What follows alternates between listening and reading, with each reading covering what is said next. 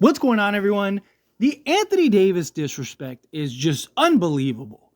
So this is ESPN's bet, odds to win Defensive Player of the Year. You have Victor Wembanyama, minus 200. Okay, fine. It's understandable. I can get on board with that. You have Rudy Gobert at plus 1,000, Chet Holmgren at 1,200, Jaren Jackson Jr. plus 1,500. Then you have Bam Adebayo at plus 1,800. Anthony Davis isn't even in the top 5 once again. Right? Like, the disrespect towards Anthony Davis is unanimously renowned as one of, if not the best defensive players in the league, even by ESPN analysts. And yet, he's never had a Defensive Player of the Year award. He wasn't even in the top nominations last year. And this guy, like, by every metric, every statistical category, by the eye test, all of it, this dude is the best defensive player in the NBA. It's not even close in some areas. I mean, and we already saw what happened when Jaren Jackson Jr. ended up winning Defensive Player of the Year and ran into Anthony Davis, right? Like, again, it's just, I don't mind if, you want to kind of lay out multiple, but Anthony Davis has to at least be in the conversation. At least be in the conversation. The fact that he is never even in the top 5 year in and year out is insane to me. The Lakers are a bottom defensive team in the league without Anthony Davis and jump to like middle of the back minimum. We have seen Anthony Davis plus a guy like Jared Vanderbilt makes the Lakers the top defense in the league. Just adding one elite defender. Rudy Gobert won Defensive Player of the Year last year, and he wasn't even the best defensive player by most metrics. I mean, if you were going to give it to anybody last year, it should have been Victor Wembanyama. If you don't want to give it to Anthony Davis, you want to give it to Victor, fine. Like, that's the one guy, based on what we saw last year defensively, that's like, okay, understandable, right? This season, coming up, if he ends up winning Defensive Player of the Year over Anthony Davis, fine. It's understandable. I won't pout about that. But anybody like Anthony Davis should be at least in the top 3. Again, Rudy Gobert won Defensive Player of the Year, and he wasn't even the best defensive player in the league by not even just like at the center position. I mean, period. It's not best defensive team, and we've seen a lot in the last few years. Even going back to Marcus Smart, when Marcus Smart won the Defensive Player of the Year trophy, right? They even said, not the NBA, obviously, but like people from the committee and stuff said, that he's getting it not because he's the best defensive player, because he wasn't. He wasn't even the best defensive player on his team that year.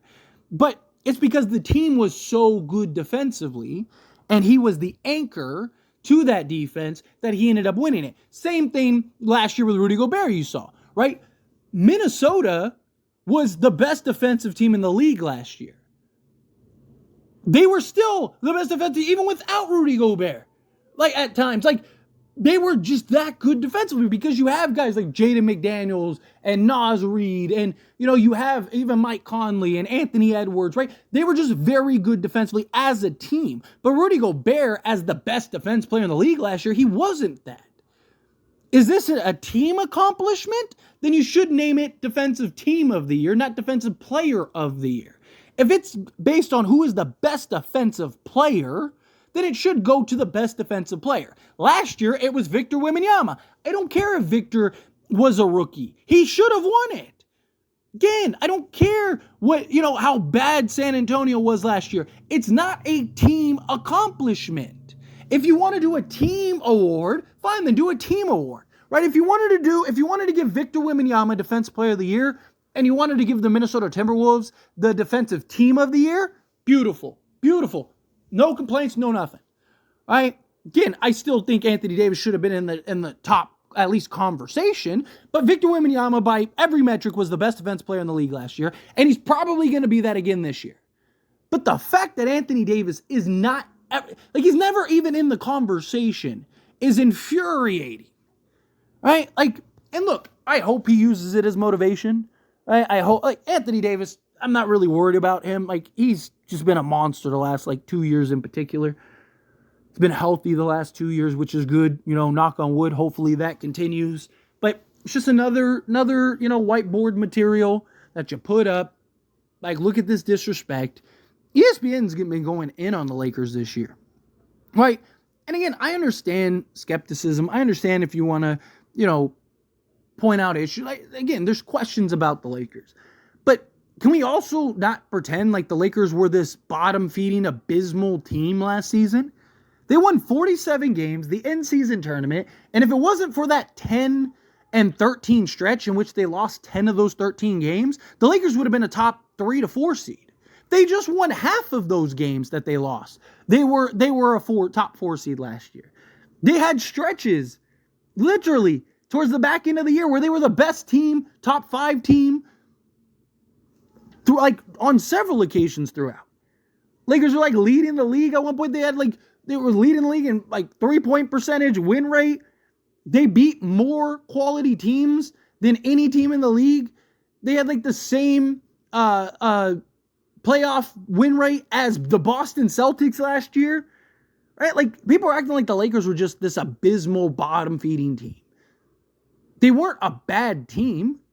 Again, the Milwaukee Bucks, right? Go look up all the stats. I want to encourage people to do this.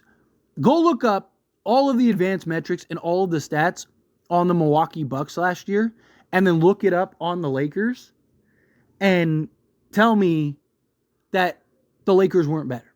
And Milwaukee finished as the 3 seed last year. Now, look, no one's really screaming that Milwaukee is going to be this powerhouse team again, but they won 49 wins and were the 3 seed in the Eastern Conference, right? Lakers had more quality wins than the Bucks did. So basically my point is, if the Lakers were in the Eastern Conference, they would have been a top 2 seed. They would have been the 2nd seed in the East.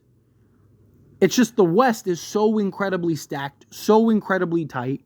The Western Conference absolutely dominated the Eastern Conference last year in head-to-head matchups, counting the Boston Celtics, right? The Boston Celtics obviously won the championship, so they ended up being the best team. But I'm talking about in the regular season, you look at the matchups, you look at the head-to-heads, the West just ran through the East, and it was tight.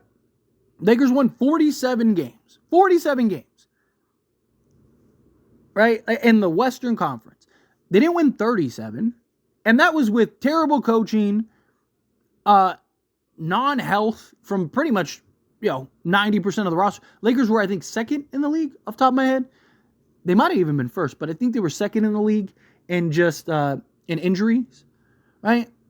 So, again, and you add in all those factors. Now, obviously, Jared Vanderbilt is already questionable to start the season. Christian Wood we're going to end up missing, but still, right? If they long-term over the course of the season can be healthier, I understand people look at it and go, oh, well, the Lakers, Lakers didn't get better, but other teams didn't. I mean, they did.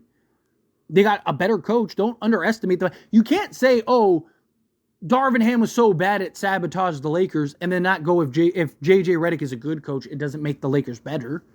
Right? So either coaching is that much of a difference, or it's not. Now, coaching isn't the be-all, end-all. Coaching isn't everything, right? It's why I've been defensive even on Darvin Ham on occasion, right? Because, again, a lot of people just want that one person to point to and go, oh, it's his fault, right? But Darvin Ham was not a good coach.